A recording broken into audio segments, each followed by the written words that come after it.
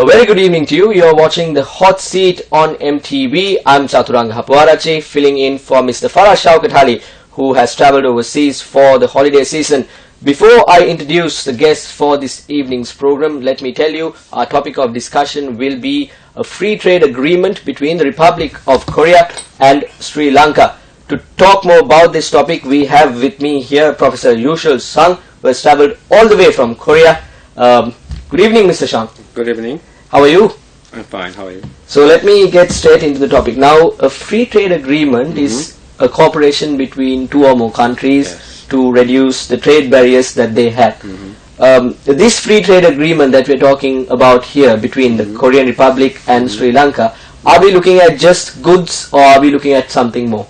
Korea has almost 50 countries who have FTA with us, and in almost every FTA we put almost everything in there.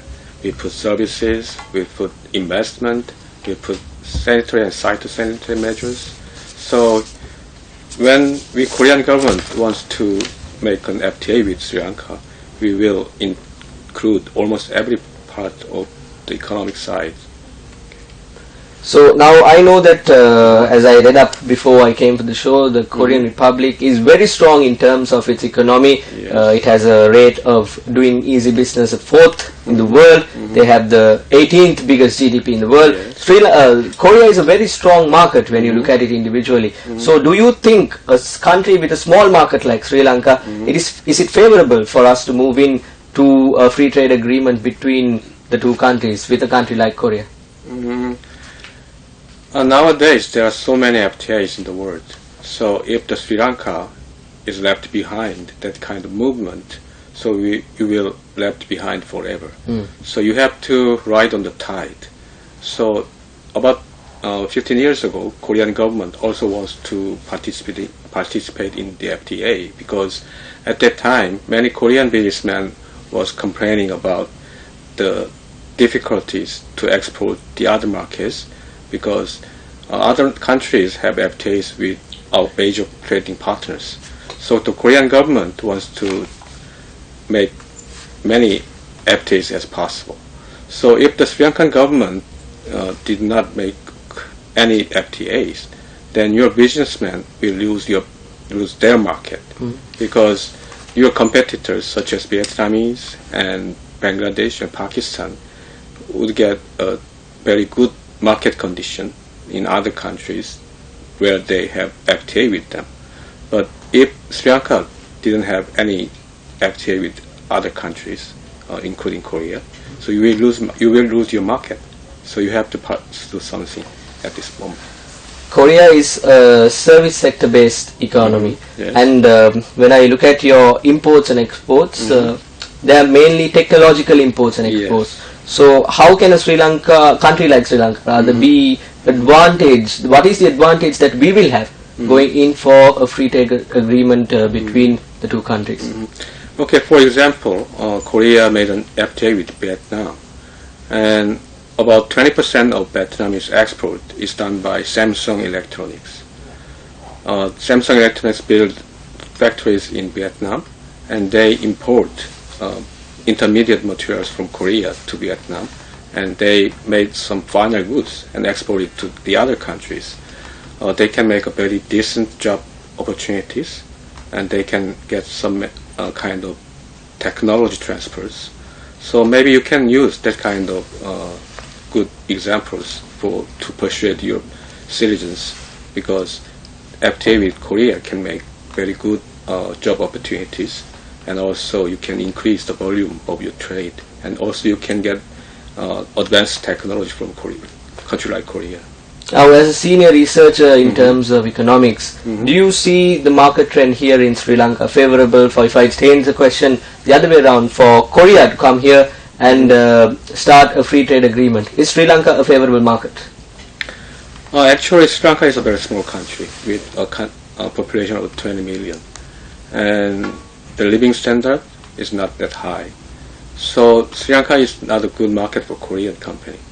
But Korean companies maybe want to use very good Sri Lankan citizens' skills to make some good products and to export to the other countries. In Korea, when we make some economic development during the 70s and 80s, so at that time Korea was very poor, and the foreign companies who invest in Korea couldn't get a market. So they just used the Korean factories and Korean people to make some good products to export to abroad. And we could get a very good technology from them, and we could get their ways to operate the factories and operate the companies, and we could learn a lot from them. So at this moment, we can give that kind of experience to Sri Lankan people too. Yeah. So if you look back in the very near history of our country, there was a time where a lot of Sri Lankans wanted to travel to Korea for job opportunities. Yes. There was a market for them to go and involve themselves in. Has this dropped? Because we don't see this happening now. So is there a drop in the number of people going to Korea from Sri Lanka? Is it because the market there has reduced? What has happened?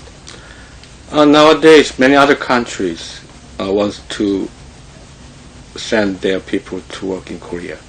So Sri Lanka is not the only country who wants to send their people to work and to get some experience. So we have to divert to the other countries. I think maybe that's the reason why the number of Sri Lankans who go to Korea is reduced. As I mentioned before, you're a researcher for economic studies internationally as well. So do you think the governments of the two countries, the Sri Lankan government and the government of the Republic of Korea, will in fact materialize these free trade agreements? I'm told that they are still in the discussion stage for a free trade agreement. Do you think it will materialize? There are some procedures in Korea to start the FTA negotiations. At this moment, this is very early stage, so we just did some kind of feasibility study in the private level. It's not the government level, so we have to find out what are the results, and then we will discuss with the Sri Lankan government and Sri Lankan private researchers. Then maybe we will make some kind of recommendation to our government that this kind of FTA will be beneficial for both countries. Then the government officials will move in, and then they will decide to start the negotiations. But I think it will take some time to start the FTA negotiation between two countries. Now you mentioned about the benefits the countries will. Obviously, when you take a project as huge as this, there are disadvantages as well. Do you see any particular disadvantages between going in for a free trade agreement between the two countries? It is very difficult to tell, because the economic model is based on the current trade volume. So at this moment, the current trade volume between Korea and Sri Lanka is very small. So it's very difficult to get a very good result. But it was happened in many other country cases, such as Korea Chile FTA, Korea Peru FTA. But at that time, we couldn't get any good numbers. But after the implementation of FTA, the trade volume between Korea and Chile and Korea Peru increased a lot more than the other countries. About 5 times more trade between Korea and Chile after the implementation of the Korea-Chile FTA, even though feasibility study couldn't tell there would be a very good result. But I think some kind of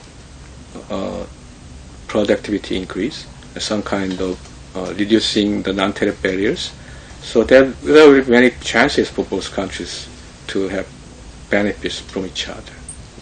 What message will it have at the end after it materializes? Will it have a good ending? Will it have a bad ending? What do you think? Of course, there will be a very good ending, because market opening is good for consumers and is good for the producers who survive.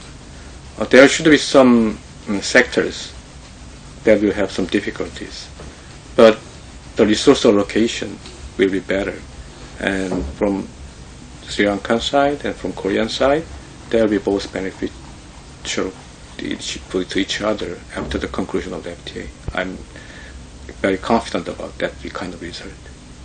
Thank you, Mr. Yushal Song, for being here on the hot seat.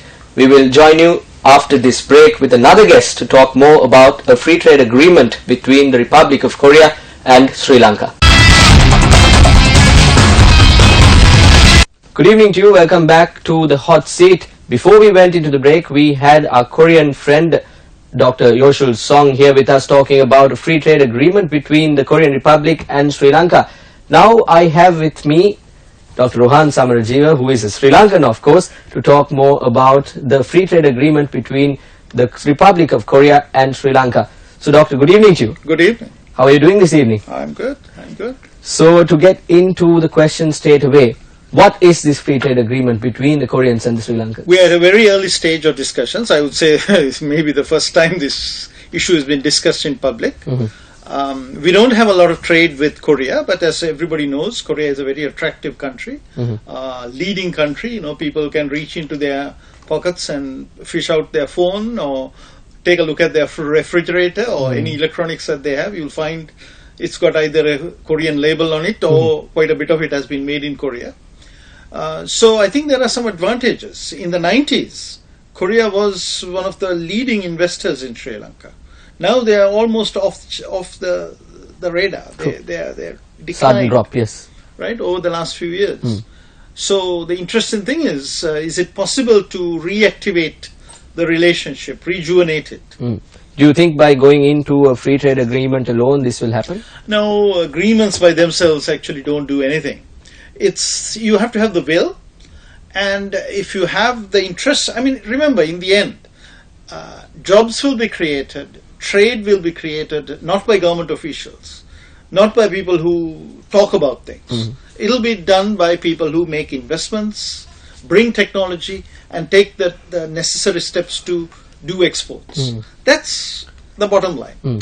So how do we attract these people? Now, in that big picture, it is possible that a trade agreement, a comprehensive trade agreement, not just for goods, but for investment and also for services, could give the right signals and create the environment for the Korean investors to start looking at Sri Lanka again. Now, sir, in a previous interview, Mr. Song was also talking about this. Now, he said that Korea is a huge market and Sri Lanka is a very small market. He said that we should be more keen on looking at this free trade agreement or rather materializing this free trade agreement. What are your views on this? Look, I mean, there is a standard indicator called the trade ratio. That is, you take all the exports, you take all the imports, you add it up, divide it by the GDP of a country. Now, when I was involved in this trade sector, working for the government, our trade ratio was 75%. Now it's 50%. It's gone down. Yes. Right? Everybody knows that we are not exporting enough. And that means we are not also importing enough. Right? And our competitor countries like Vietnam, in Vietnam it's over 100 now. That is, the total of their imports and exports is greater than their GDP. So this is the competition that is going on. So if we are going to get out of the middle income trap, we have to increase our exports. And in today's world, you can't increase exports without also increasing imports. Because we are in things called global value chains. So this whole mercantilist thing, where we only sell but we don't buy, that doesn't work anymore. So are you saying that we'll have to have a more open policy towards imports and exports? Absolutely. You have to remove the frictions. Because when you ask the questions that we did of the Korean investors who are here, quite a lot of them were saying, Vietnam, Cambodia, China, they became more attractive. Yes. For some, Bangladesh became more attractive. Some of it was quotas. Those days the quotas were available, multi-fiber agreement. Then, given our income status and so on, we no longer can give people the benefit of the quotas, so they went away. How do we make it attractive? One of the interesting things is we have to see what we are good at. And we are good at logistics, right? We are extraordinarily good at logistics. We are good at IT-enabled services. We are good at tourism. But is there a market for such trades in Korea? Yeah, you see, now this is the issue. You shouldn't simply think that we are going to... It's about selling in Korea. It's possible that under one of these agreements, the Koreans will come and invest here, and they will sell to India. You have an example for a situation like this? Yeah, there was actually a Korean investor who was at the meeting, where he said that he had come here to take advantage of the free trade agreement with India. And his idea was that he was going to do energy efficient bulbs, where quite a lot of the inputs have to be imported. And then you do value addition here, complete product, and then you ship it into India, taking advantage of the free trade agreement that we've had since 2000. Now he says that he couldn't satisfy the bureaucratic requirements, and at some point he had to close down his factory, let 120 people go, 20 people who were working in his factory, and move it to India. So he's now got a factory in India, not here. Now can you think about that? Yes. Now see, Korean investment, Korean know-how, maybe Korean sourcing, because maybe the other parts of the value chain were back in Korea or in China or somewhere. And the source market is not Sri Lanka, could be Sri Lanka also. He said that he is now importing from India into Sri Lanka, from his factory. Right? Right. That's how value chains work. So another question I would like to ask you is that now Sri Lanka has been a small market. Now this was mentioned in the show a couple of times. How will Sri Lanka be benefited in terms of a free trade agreement with any country in this case? If we are part of global value chains, right, that is, we do some part, other people do other parts, and so we get the benefit of that. The jobs are created, the exports are created, and so on. So what we have to understand is, where are we located? We are at the gateway. We could be described as the gateway to the Bay of Bengal. Now a lot of people didn't think about the Bay of Bengal those days, because somehow it was a quiet place, not much happened. But now what we've got is Myanmar has come in. It's a dynamic, growing economy. Thailand is there. Bangladesh has been experiencing 6-7% growth year on year for the last 5-6 years. Right? A lot of things are happening. And India, of course. Yeah. India, in the last bit, has been having the highest growth. So there's about 2 billion people, right, in this region, outside us. Yeah. Our logistics, our ports are good. We have got the only deep sea port in the region. We are the 33rd largest container port in the world, right? People use this for transshipment. So that means that we have an opportunity to bring people here, do manufacturing, do value addition, and ship it to this market. Don't think of shipping to Korea. Korea is so far away. See, that's very old-fashioned thinking, that we have to ship things to Korea. Maybe we can ship some exotic stuff, really unusual thing, but to get that distance, right? That's about 8-10 hours of flying. That's a long way to ship things. It should be in the region, and that way. So for that we need all kinds of trade agreements. I think we need a trade agreement with India.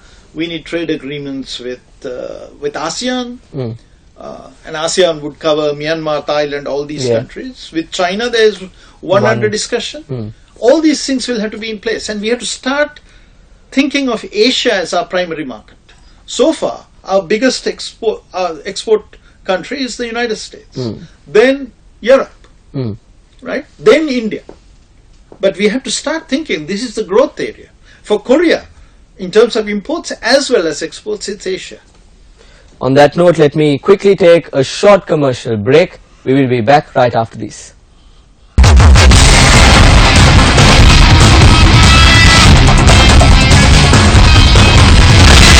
Welcome back to the show. We are talking about a free trade agreement between the Republic of Korea and Sri Lanka. I have here with me Dr. Rohan Samarajiva, who is a senior fellow at the Pathfinder Foundation, and he's a chair of Learn Asia as well.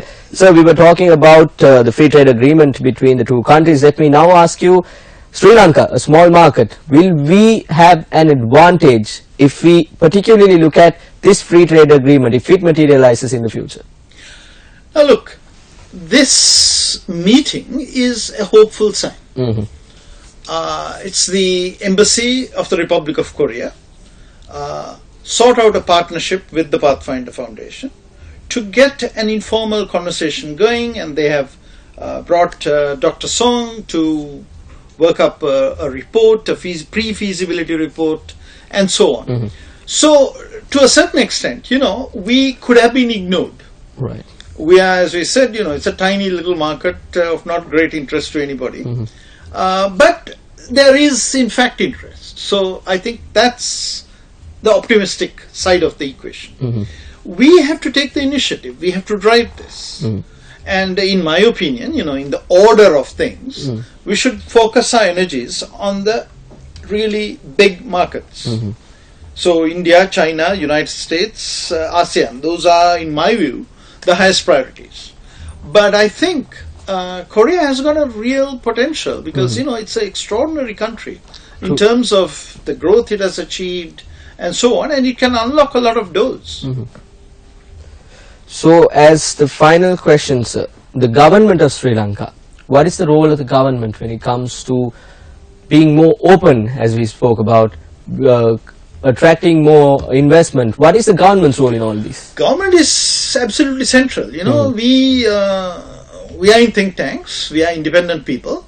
We can only lay out the issues, discuss the pros and cons, bring issues up for discussion, and so on. The government has got to take the decisions. And my understanding is that the government does understand the concept of global value chains. So they have, even in the UNP election manifesto, clearly stated that they will enter into the appropriate kinds of trade agreements with India, China, United States, ASEAN, and so on. Now Korea is not mentioned, but obviously, if Korea was a big player here 10-15 years ago, there's no reason why it shouldn't be a big player again. And it's a country that nobody can be scared of. I mean, there's a lot of people who react to these things emotionally. The Chinese are big and bad, and the Indians are horrible, and so on. You don't have any of those fears with Korea, right? It's a faraway place. And in fact, we like Korea, right?